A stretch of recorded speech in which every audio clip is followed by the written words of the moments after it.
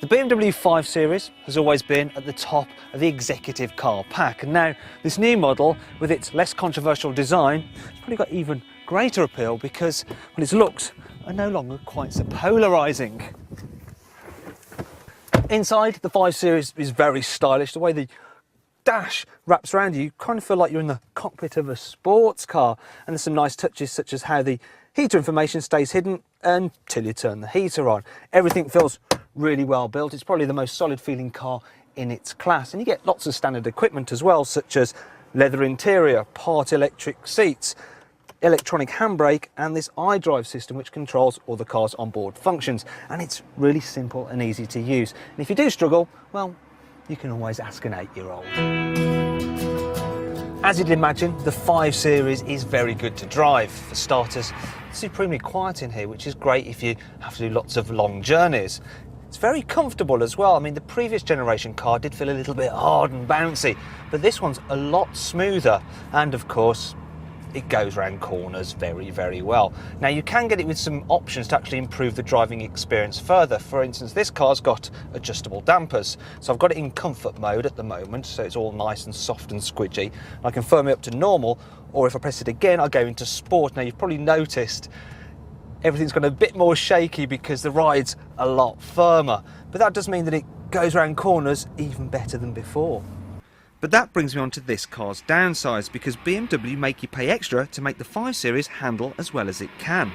And for the hardcore drivers of you out there, I do have to point out that the steering on this new car isn't quite as nice as it was on the old 5 Series.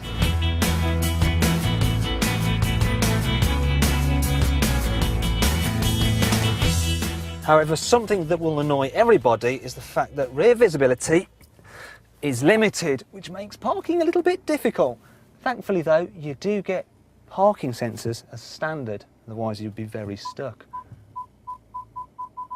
And I think that noise means stop, or I've just discovered some treasure.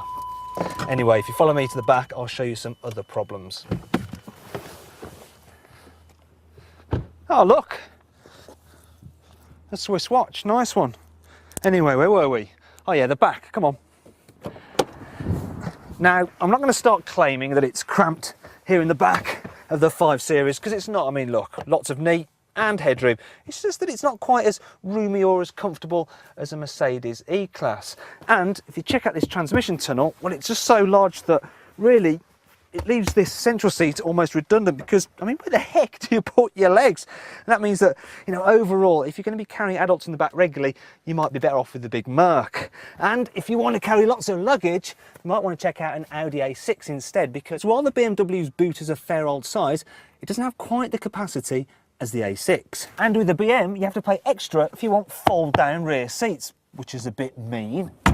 And finally, I could moan about the fact that the new design means that the 5 Series isn't quite as exciting to look at as a Jaguar XF, but if I'm honest, all these negatives, they're just nitpicking, because I think that the BMW is not just an executive car, it's the chief executive car.